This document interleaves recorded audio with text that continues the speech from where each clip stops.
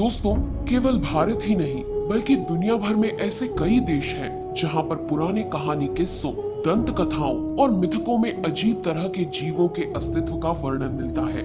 इन्हीं में से एक किरदार है जलपरी। जलपरियां वास्तव में होती हैं या नहीं, इस बात की पुष्टि तो आज तक नहीं हुई, लेकिन हाँ, ऐसे कई सबूत हमारे सामने आए हैं जिन्होंने जलपरियों के कभी न कभी अस्तित्व में होने की बात पर सबका ध्यान आकर्षित किया है। यूं तो हमने कहानी किस्सों में, कार्टून मूवीज में अक्सर जलपरियों को सुना और देखा है, लेकिन आज हम आपको इन जलपरियों से जुड़ी कुछ घटनाओं के बारे में भी बताएंगे।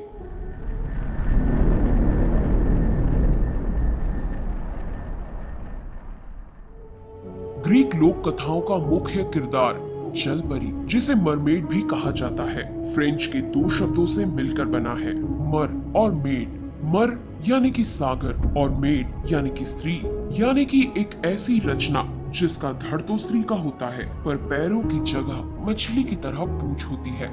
हालांकि कई लोक कथाओं में जल मानव का भी जिक्र मिलता है। अगर बात लोक कथाओं की करें तो जलपरियों को मधुर गीत गाकर इंसानों को अपनी ओर आकर्षित करने वाली माना जाता है। ऐसा कहा जाता है कि इंसान इनके गीतों से आकर्षित होकर समुद्र में छलांग लगा देता है। कई बार जलपरियों को मदद करने वाली भी कहा जाता है। जलपरियां दुनिया भर के कई संस्कृतियों की लोक कथाओं में पाई जाती हैं, जिनमें यूरोप, अफ्रीका और एशिया भी शामिल हैं। जलपरियों को कई बार तूफान और जहाज डूबने जैसी घटनाओं से भी जोड़ा जाता है।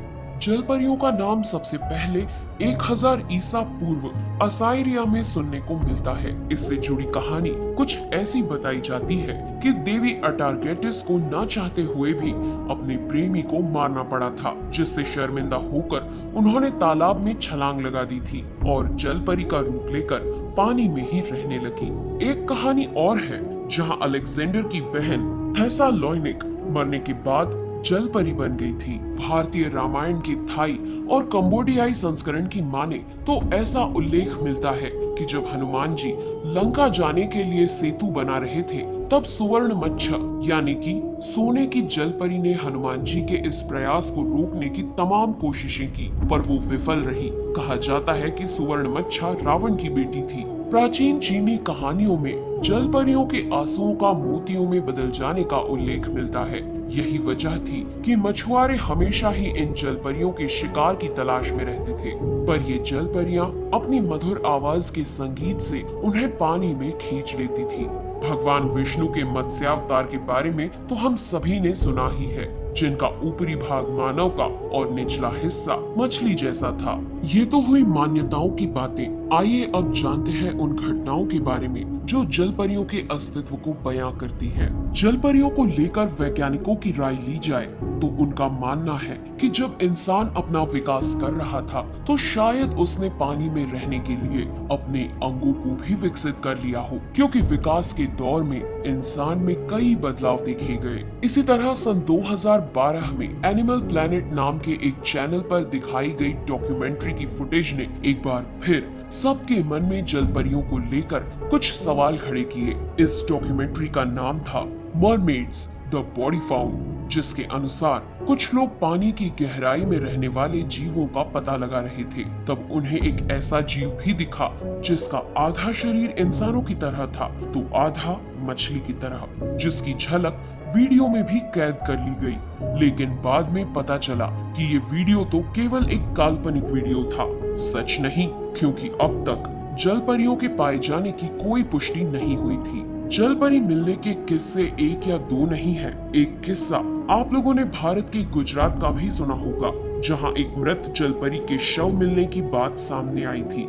मिस्र के समुद्री तट से भी बिल्कुल वैसी ही जलपरी के शव के फोटोज सोशल मीडिया पर वायरल हुए, लेकिन बाद में सभी को अफवाह करार दे दिया गया।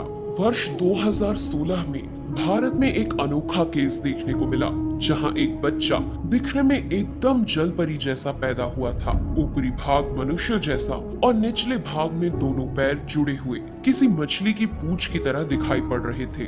अनफॉर्चुनेटली ये बच्चा केवल 10 मिनट ही जिंदा रह पाया। डॉक्टरों ने बताया कि इस बीमारी का नाम साइरेनोमीलिया है, जिसे मरमेड सिंड्रोम के नाम से भी जाना जाता है। ये सारी घटनाएं इन जल परियों के होने और ना होने दोनों प्रकार की संभावनाएं जताती हैं। मगर हाल फिलहाल में तो सच यही है कि जल परियों के होने की कोई पुष्टि नहीं हुई है। इस पर खोजें लगातार जारी हैं, लेकिन अब तक जल परियों को लोक कथाओं से बाहर वास्तविक जीवन में नहीं लाया जा सका है। तो दोस्तों, आज का ये वीडियो आपको कैसा लगा हमें कमेंट करके जरूर बताएं। पसंद आया हो तो लाइक करें और अपने दोस्तों के साथ शेयर करें। नमस्कार।